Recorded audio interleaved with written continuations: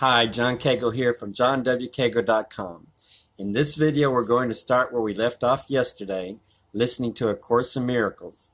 So let's sit back, listen, enjoy, and become enlightened. 6. The Illusion of Needs.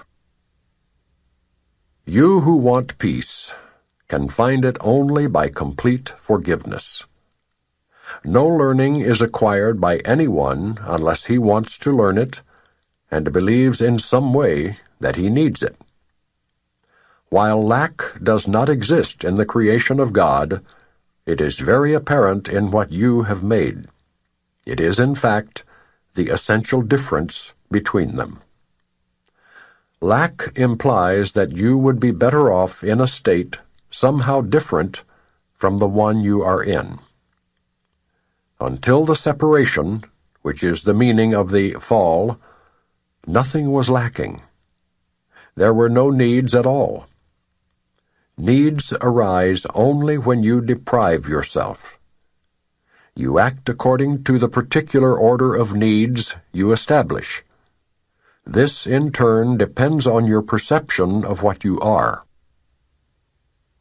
A sense of separation from God is the only lack you really need correct. This sense of separation would never have arisen if you had not distorted your perception of truth and had thus perceived yourself as lacking.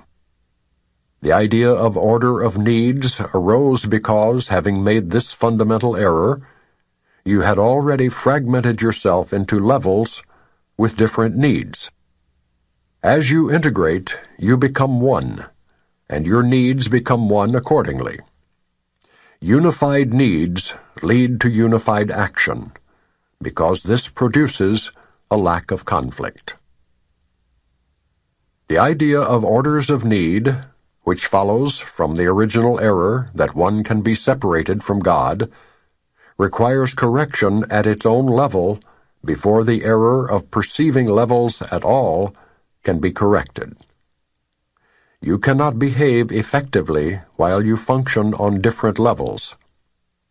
However, while you do, correction must be introduced vertically from the bottom up.